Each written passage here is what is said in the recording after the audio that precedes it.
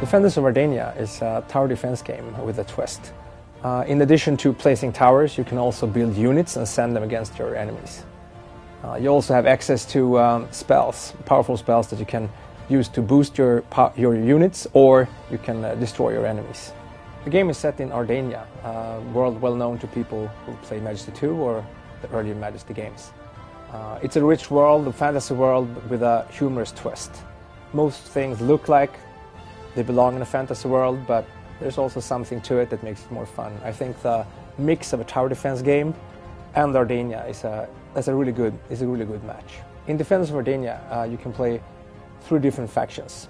You can play the civilized races, that's humans, elves, and dwarves. You can go for the more demonic forces, where you have demons, imps, and of course undead.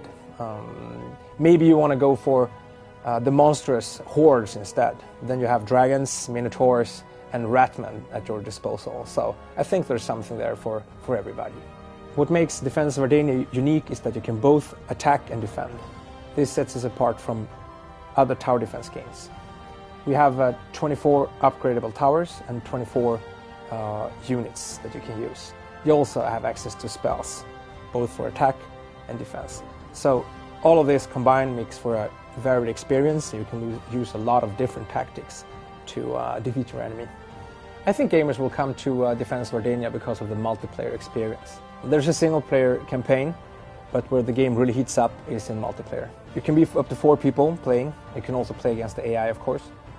There are 3 game modes. You can play defense, attack, or you can do both. My favorite feature of Defenders of Ardania is clearly the interactive environment. That some maps make it like a challenge to choose the right towers, the right units, because the terrain itself changes depending on what you do and what your opponent does. This really adds a layer to the gameplay in tower defense that I have not seen before, and it looks really cool.